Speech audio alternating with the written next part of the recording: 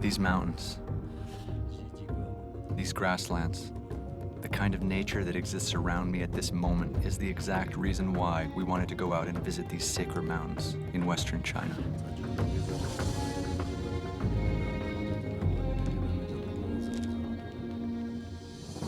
To show up at one of these sacred mountains and not really know or understand what we're about to engage in, and then just give yourself to the process, it's a real challenge. And it starts now.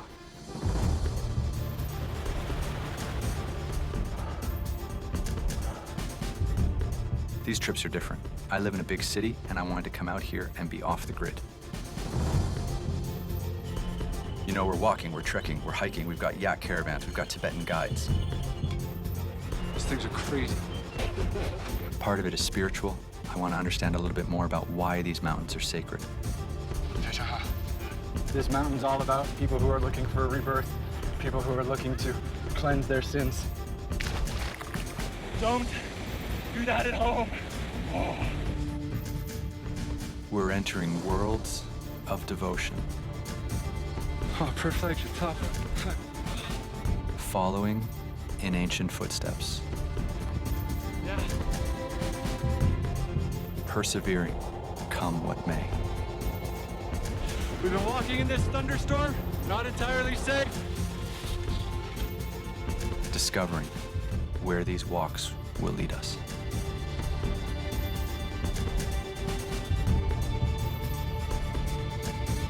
Join me as I explore China's isolated landscapes and remote cultures around these sacred mountains. For the Eastern Tibetan people, the most sacred mountain actually lies in the province of Chinghai. This mountain is Amni Me Chen, and it's home to the god of protection. Before I make my pilgrimage here, I'm stopping in Lhasa to acclimatize to the altitude as well as the culture.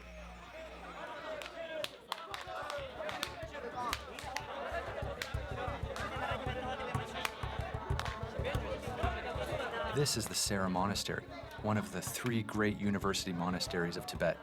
It's so fascinating to see a place focused entirely on the study of Buddhism, and to see all these students so engrossed in their spiritual growth. I've been to Lhasa quite a few times, but every time I still really like to come and see the monks debate.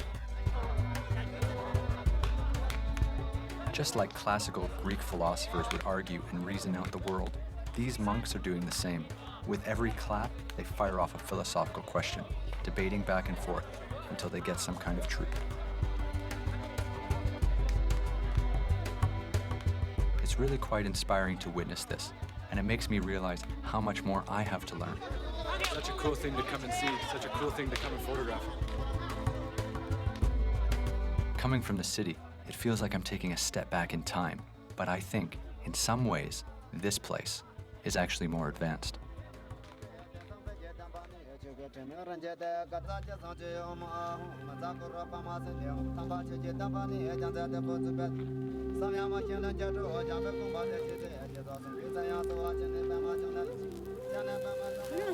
Right now we're just burning some rhododendron leaves here as an offering to the Drepung Monastery. We're burning some incense. I've already put in a pile, but you can see the plumes of white smoke coming up. The smell is fantastic. We've gotten very used to having this smell in all the places we've been along the way. What we're actually going to do today is we're going to do the Kora around the monastery, and the Kora is the walk. We're going to go clockwise around the outer areas of the monastery, and that's actually an established trail. This is really fantastic. We've got this little channel of water coming right through the monastery, and here it diverts a little bit and it spins this prayer wheel.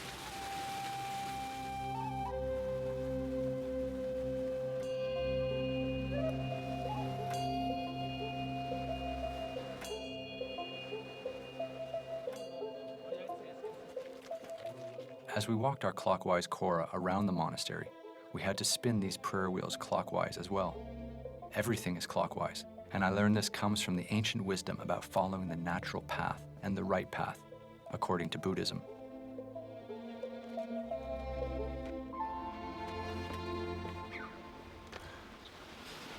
I absolutely love these stone carvings, and the way they're painted in so beautifully makes a really, really nice photo.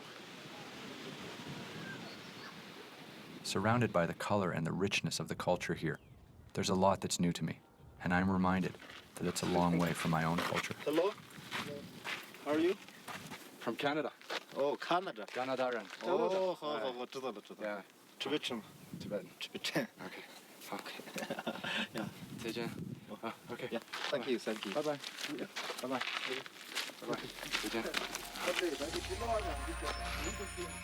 It's just my first day here in Lhasa, but I feel like I'm much more prepared for my journey, both physically and spiritually. These monasteries have been great, but I can't wait to get my feet on the ground and walk the Amni Chen Kora. This trip is probably going to be the most physically and mentally demanding and also the most difficult for logistics, but it's going to be worth it. I've got a great feeling about where we're heading and what this portion of our expedition is going to be all about.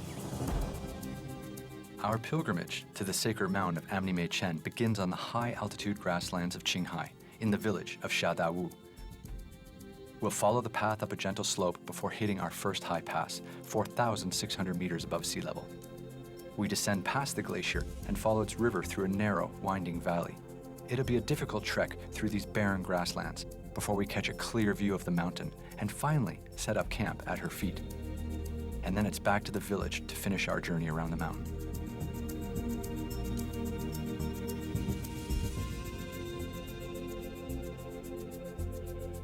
Chinghai Province, wide open, green landscapes and plateaus as far as you can see. It's one of the most sparsely populated provinces in China, and as we're heading closer to Amni Chen, we're meeting fewer and fewer people along the road.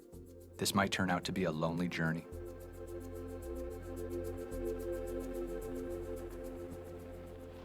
All right, it looks like we made it. We're just now passing through the gates, the prayer flags that'll lead us to the mountain Amni Chen here in southern Chinghai Province. A bit tight back there. Ah, it's good to be out of the car. This spot and these prayer flags behind me represent the gates to Amni Chen, and Amni Chen is the sacred mountain here in southern Chinghai Province. Fantastic. So we're just at the gates, and you can see the beautiful Mani stones and this chort in here to my left. And actually, this is pretty remarkable.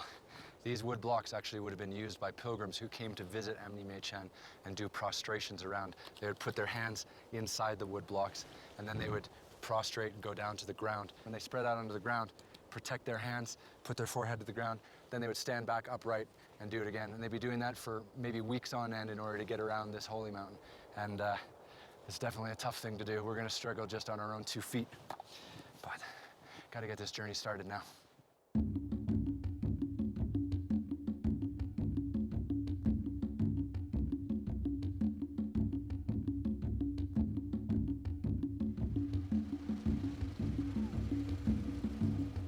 So this is essentially the end of the road. The monastery is up behind us, and this is actually where we're gonna camp tonight. And tomorrow, from here, we're gonna begin our journey to Amni Chen on foot.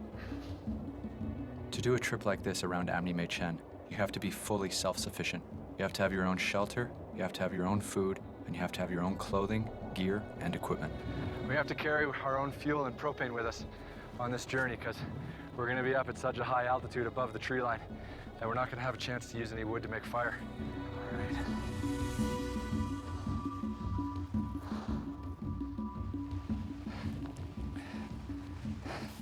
It's proving to be quite difficult. Who picked to do the hiking trip in the high plateau where it's windy like this all the time? It's gonna be fun. Problem is now I've created a huge sail.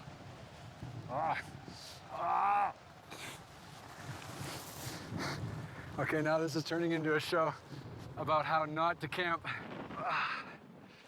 Get something heavy inside, film tripod. She's moving around quite a bit though, I'll tell you.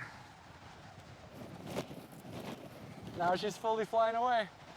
More heavy bags. Today was easily the worst single tent making experience of my existence. Ready for a nap, I reckon. Whew.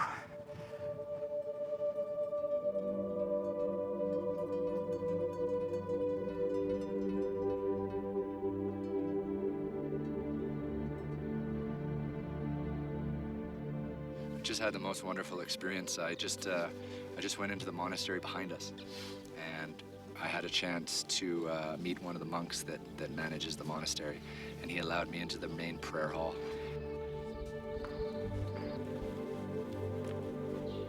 You can see just how much this mountain means to the local people.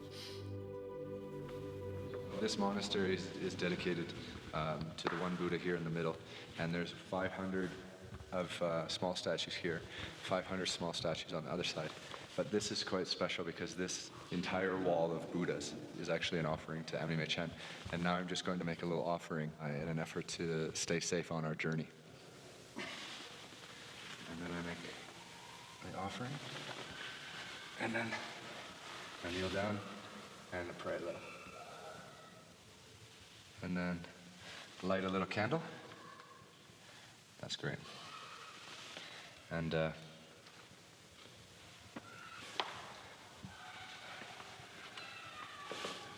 for safety on Amni Chen. I hope I did all that right, and I hope now that we can have a safe journey around Amni Chen, and that at least now we'll have a few Buddhas on our side watching out over us. We're subject to the elements, and anything can really happen. That's both exciting and terrifying. We have to take care of each other and understand why Amni Chen is such a special sacred mountain in this part of the world, and hope we can make a safe circumnavigation of it, and then live to tell the story.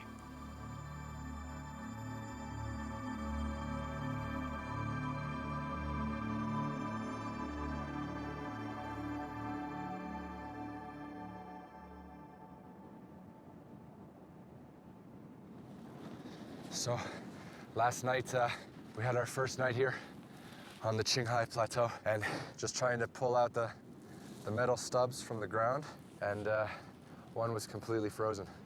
So that just goes to tell you how cold it was last night, and well below zero anyways. Hopefully as she warms up a bit, sun comes out, that'll dry off a tad.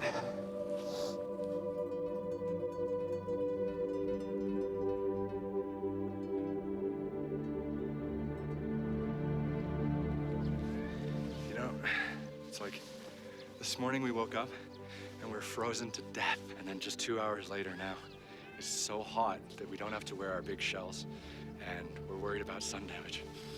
All in 2 hours. We've just packed up all our tents and had some breakfast, and now we're loading our yak. You know, every part of the world, you use a different kind of animal to help you carry your clothing and equipment and food and all that kind of stuff. Some parts of Tibet you use a donkey, other parts you use a horse, but in these high plateau areas in Chinghai Province, we use yak. And let's go check this out.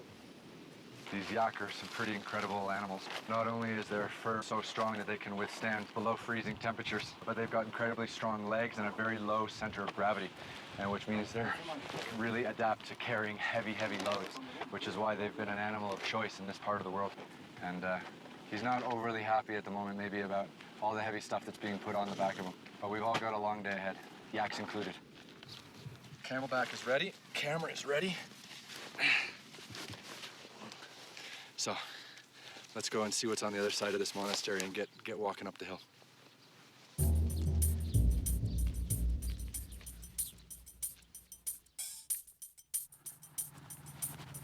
Just coming up here to some prayer flags.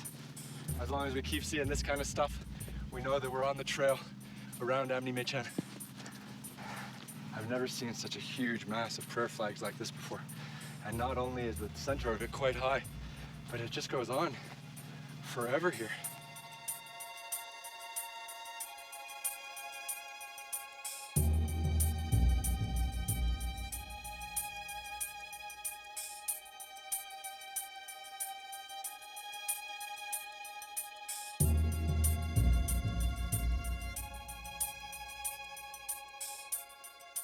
From the monastery where we camped last night, we began to make our way up the valley. It's so open and so vast. I feel small amongst it all.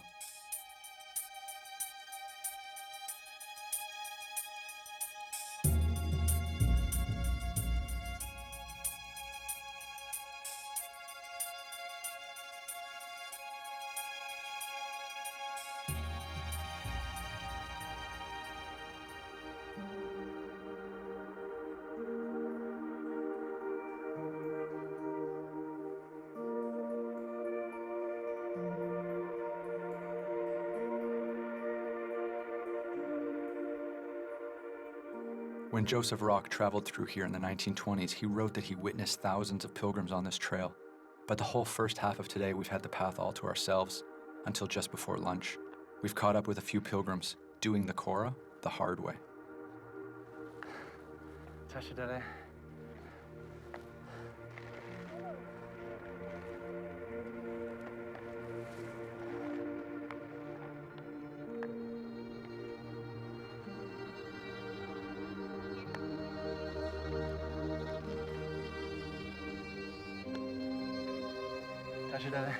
Hello. These people are on the same path that we're on. These people are actually doing the entire trek around Amni Machen, and they'll do it like this, one prostration at a time. Okay. That's serious devotion.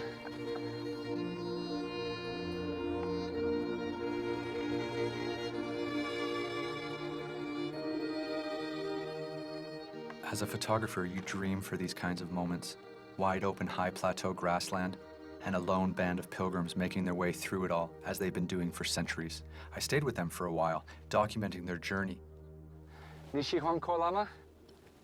Nishihuan Kola? Yeah? I'm just asking them if they like Coca-Cola.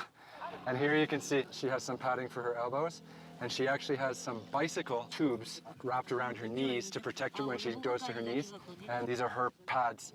And they come in different sizes. This lady has one that's a little bit smaller, you can see. So a fantastic thing to see 4 people making this pilgrimage around Amni Machen, and not only by foot, but also by doing prostrations. 非常好，非常好。再见，他是哪里？再见，出再见。再见。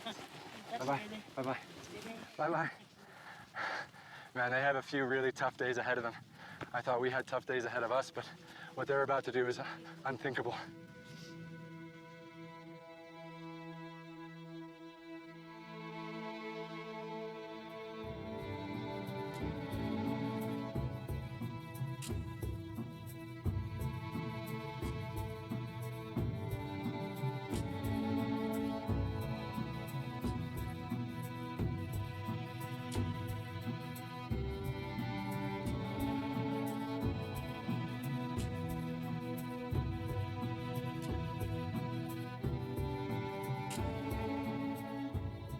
The openness of the high plateau is unlike anything we've encountered in any of our previous expeditions, but I'm always surprised by how fast the landscape and the weather changes on these mountains. We were baking in the sun along the river earlier in the day, but now we're just coming up to our first high pass. It's gotten so much more barren, and the wind's really starting to get dangerous. We are at least hoping to catch a glimpse of the snow-capped Amni Machen range from the top.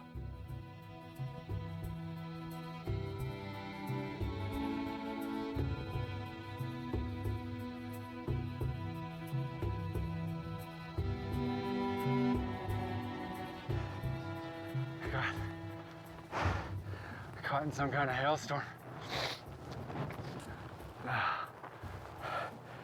Oh wow, I can see part of it now, and it's amazing. Ah, yeah, finally made it. Whew. Whew. Oh man, what a view.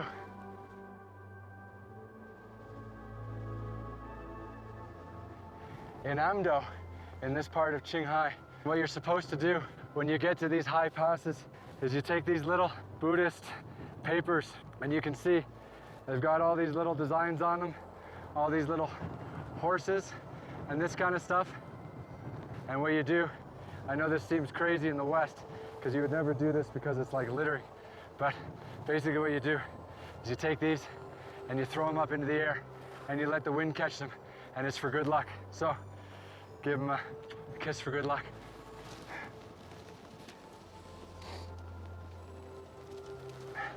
And hopefully that'll keep us safe, not only in our life, but also in our adventure around Amni Machen. We're really glad that we finally made it to this first high pass on day 2 of our journey around Amni Machen, and this beautiful snow-capped mountain behind me. It's actually part of the Amni Mae Chen range, but it's not the Amni Mae Chen mountain, which is the tallest mountain in the whole range.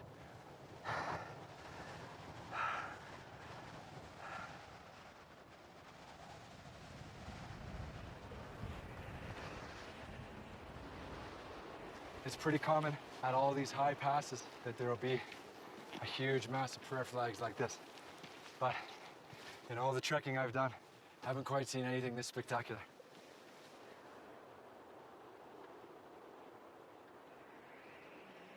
Just an entire sea of prayer flags. You'd have to think like how many years people must have been putting prayer flags on that high pass in order for it to really look like that. It's like an absolute maze in here. Can't really see what's going on. Nasty little obstacle course here. All right.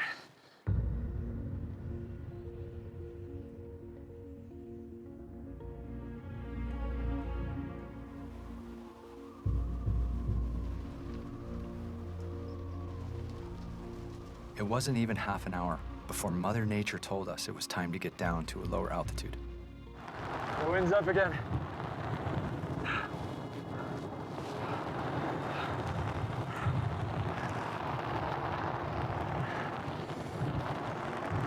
You can't even hear yourself think.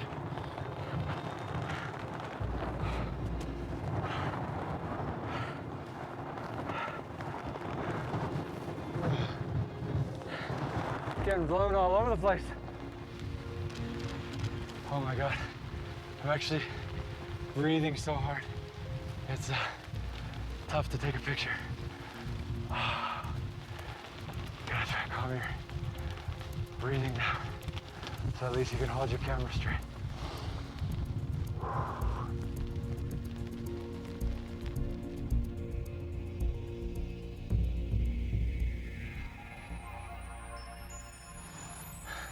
Well, that's the glacier behind me to the snow mountain. It's huge. It's in summer. You can hear the water rushing from it. And we're not actually gonna go down to the glacier. It's about as close as we're gonna get. And it's getting late right now. It's time to get off this hill, get down and find a good place to camp nice and safe at a lower altitude.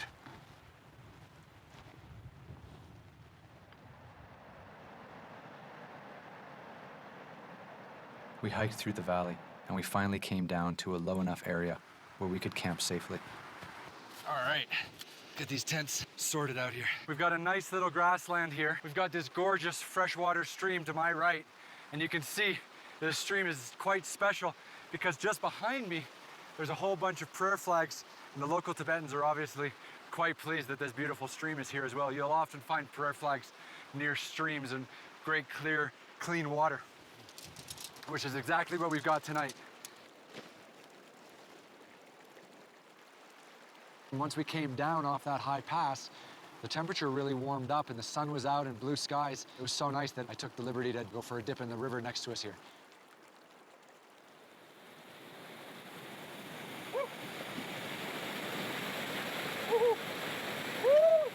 Yeah! Woo! Yeah! Oh! Woo! It's cold and it burns, but it's good. Woo! But not too long. You don't want to freeze. Oh! Oh! Oh! Oh! Hold on, your man. Woo! I feel fully refreshed. It was great to have a dip in the river, and I'm ready to really get out and continue this journey around Amni Mae Chen. And I can't wait to finally get a chance to see this mountain.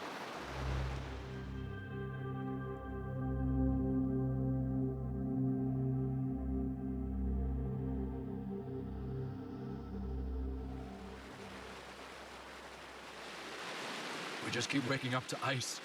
It's cold. I don't know what's going on. Something about Chinghai Province. It's not an easy place to exist. Strange thing about this part of Qinghai, this far west of China, is that the whole country, all of China, is the same time zone. So the sun goes down at about 8:30 p.m. here, which is quite late, and then comes up also quite late. And like you can see now, it's just about 9 o'clock, and finally the sun is out and things are warming up.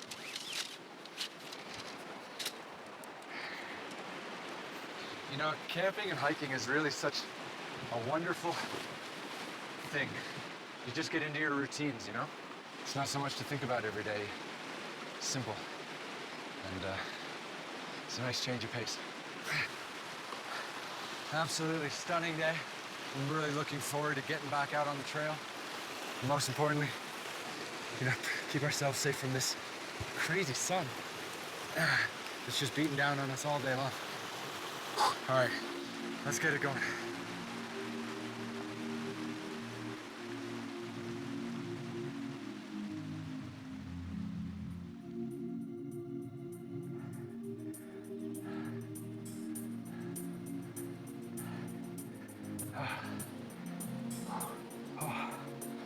That was a tough walk up. This is just stunning. Oh.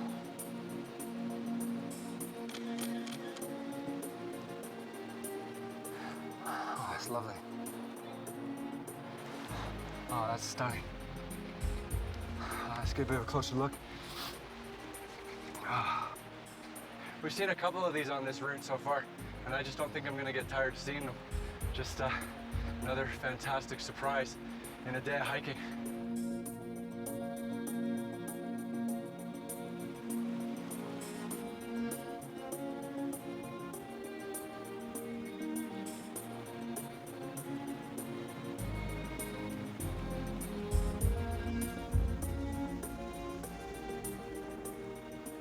Today, we're making our way through this wild and empty river valley. The water comes straight from the glaciers of Amni Mae Chen, and it carves through these hills. I haven't seen signs of human activity at all. It's just an empty and primordial sort of landscape.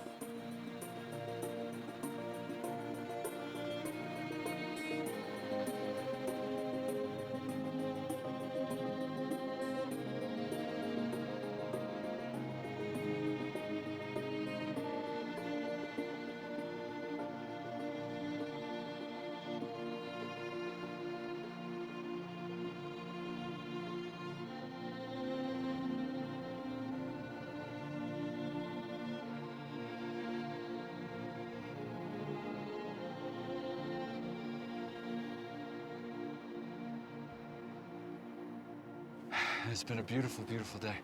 And we've just now come out of this narrow river valley into this wide open grassland plain. And it's really pretty. And you can see all of the yaks just going about their daily business, grazing, eating grass, raising their young. And it's just a testament to this kind of remoteness that you can really walk for days without seeing anyone or anything. And then all of a sudden come into a little nomad camp like this and just see hundreds of yaks everywhere. We've just come up out of a narrow valley into this wider plain, and you can see all the yaks and horses grazing around me. And it's absolutely stunning. Little nomad camp just behind me here. And this really says it all about this part of the world. I mean, you've been walking for days, you don't expect to see any civilization, no mobile phone access, and then all of a sudden you walk in and there's a tent and just like 100 yaks all over the place. It's stunning.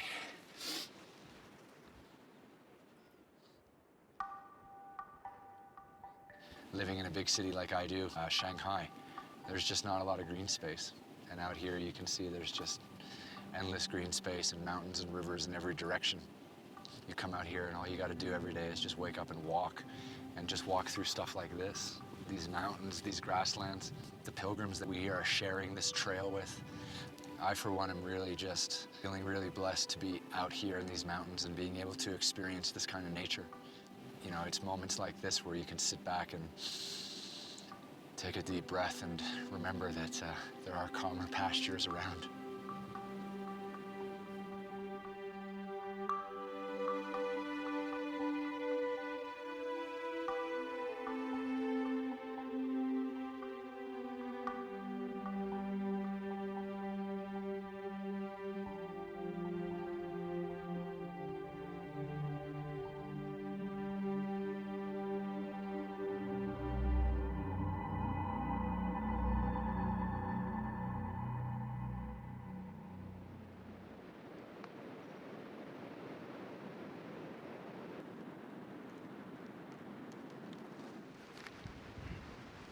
It's morning. I feel pretty fresh, but it's going to be a really hard day today. Apparently on this high pass today, we will be able to see Amni Mae Chen, the mountain, which is the sacred mountain of the Amni Mae Chen range. I know they have the same name. It's a little bit confusing for me as well. But that's going to be the exciting thing today. So we're at camp right now. We're at about 3,800 meters. We got to go up to 4.8 on the high pass. That's where we'll see our sacred mountain. The sky is clear right now. There's not a cloud in the sky. It's beautiful blue. We should have a really good chance to see Amni Mae Chen today. I'm really excited. Like most days in this part of the world at this altitude, the sun is going to be our biggest adversary. And now basically, I'm going to spend the next 8 hours with a big sun hat on, some big sunnies, and some little small gloves that our guides gave me. It's not one of the things people expect up here at this altitude is to get sunburned. But you get sunburned, you get dehydrated, altitude sickness will come fast. So you really got to protect yourself from the elements.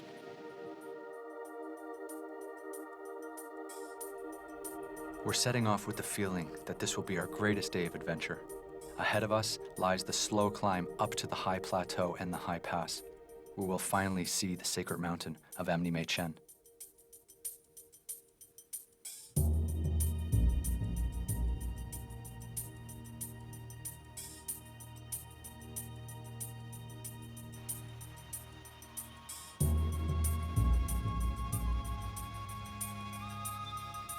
We are walking up this twisting river valley, and we can't actually see the mountain at all.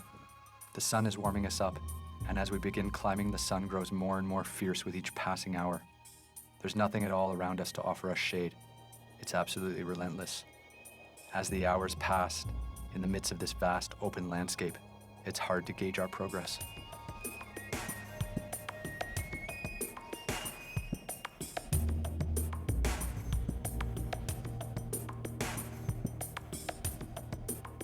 We've been in the river valley that we slept in last night, and now, up at this altitude, we can finally see the high pass behind me.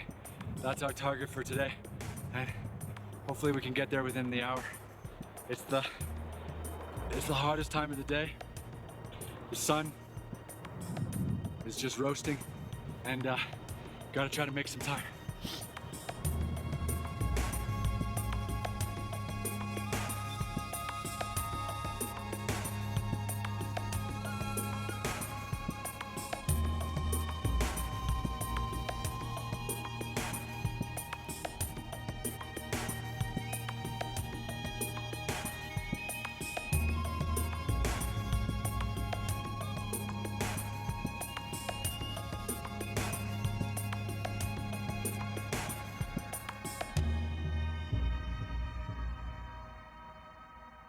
We hit this plateau, and we were just walking on this really uneven, horrible grassland for what seemed like 3-4 hours, and I just felt like we were getting nowhere.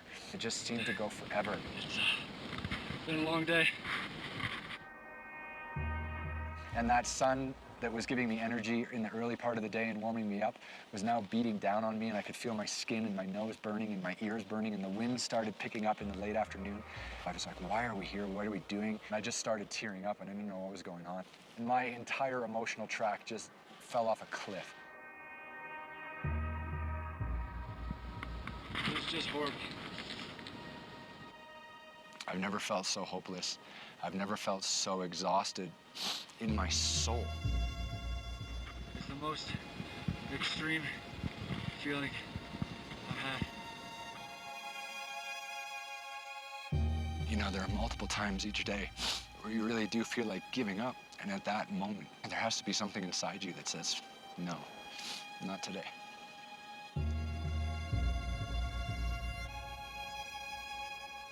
Almost there. Gotta keep going. Right there, that's Amni Mae Chen. That's the mountain we came to see.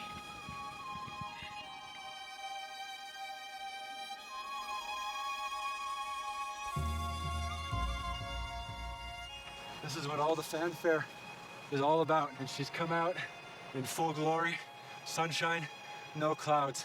But that is Amni Mae Chen, the mountain. That is the sacred mountain in southern Chinghai that we've been walking around for days on end. And there she is. Looking out at Amni Mae Chen after such a tough journey was a big moment for me. It had been such a difficult walk, far more difficult than I could have imagined. I think I really began to understand why people go on these walks, these koras, and why some pilgrims even prostrate and basically torture themselves for it. I don't know what happened, but I feel like I found something powerful in that mountain that stood before me.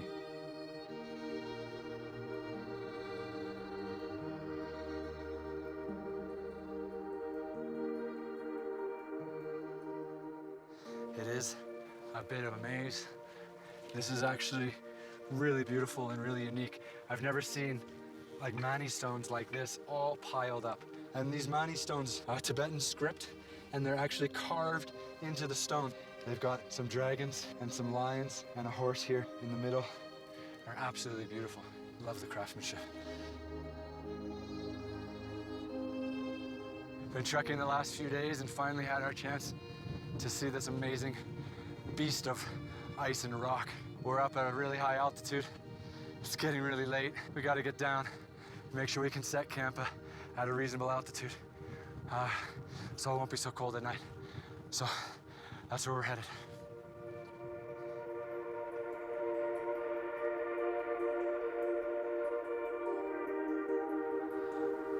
Today was probably the absolute worst feeling day ever.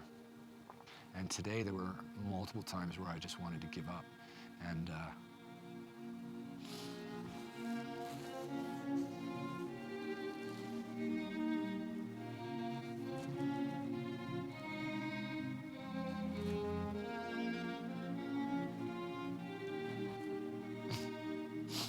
excuse me. Oh. Today was one of the worst days, but also one of the days we learned the most about ourselves.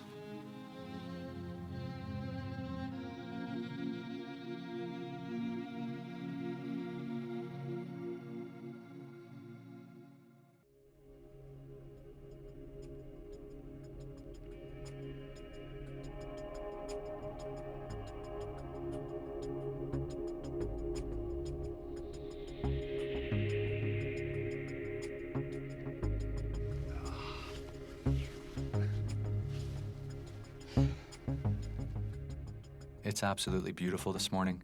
A new day, a clean slate, and it feels like whatever weight was on me yesterday has been lifted. The mountains have this way of punishing you one day and then allowing you to wake up the next with a fresh mind and a short memory. I was excited about the walk ahead.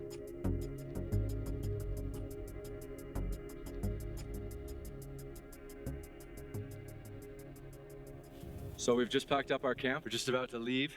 Amni Chen is right behind me. It's been incredible. Now it's time to continue our journey and finish the circumnavigation around Amni Chen. And that's what we've got to do today. So we've got another long day ahead of us. It's all going to be grassland and rock like this. We're up above 4,000 meters. It's going to be a tough walk, but hey, you just got to put one foot in front of the other. So off we go.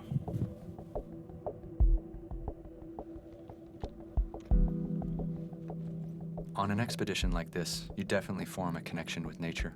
Here I am surrounded by the most beautiful nature that exists, and I'm isolated and it's remote, and you have to work together with nature to succeed and come out in one piece.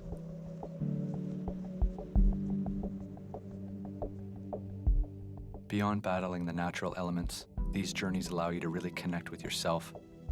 When you spend time alone, you have moments to reflect on who you are. What do I want out of my life? Maybe I'm not leading the life that I want. Maybe a change is needed. In my daily life as a city dweller, life is too fast-paced to reflect like this. Out here in the mountains, things move slower. It gives me the time I need to connect with nature, but perhaps the stronger connection is the self-reflection that comes with walking 10 hours a day.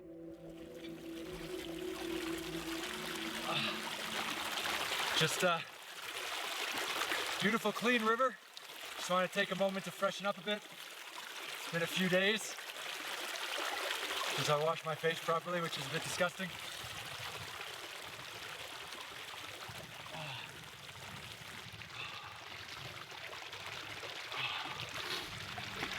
Much better.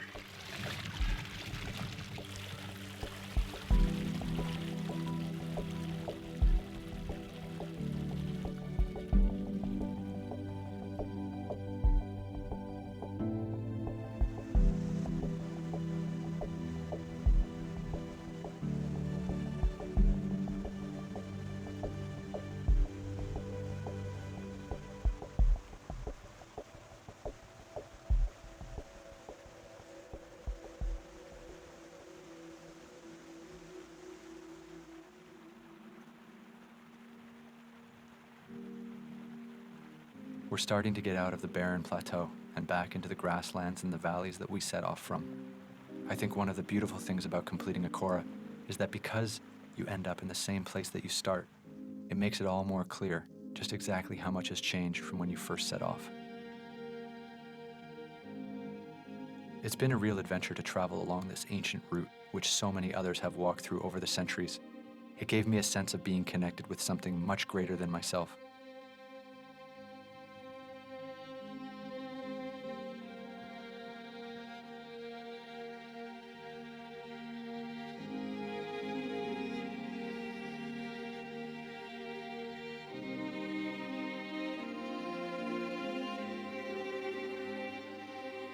It's a spiritual journey, but it's also a journey of stress and of strain, and I feel like I really tested myself to the limits.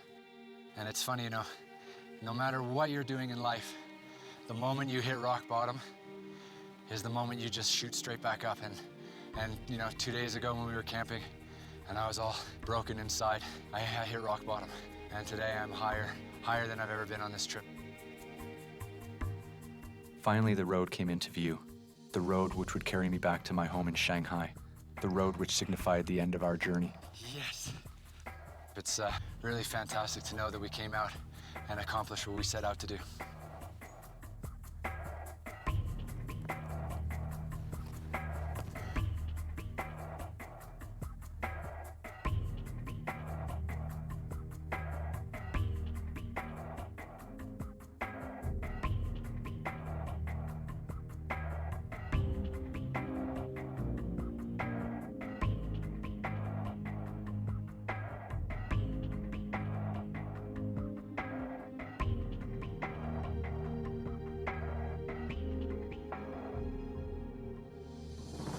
On the final episode of Extreme Treks Sacred Mountains, we explore the dramatic peaks of remote Yunnan province, We're going right up over those snow-capped mountains behind us. getting caught up in local rituals. There's totally too many Tibetans in here. Okay. We encounter unforeseen obstacles How far do we have to go until we can be safe? before facing the biggest challenge of all. We're getting into the danger zone right now, and it's hard to talk when you can't breathe. Karwa Karbo.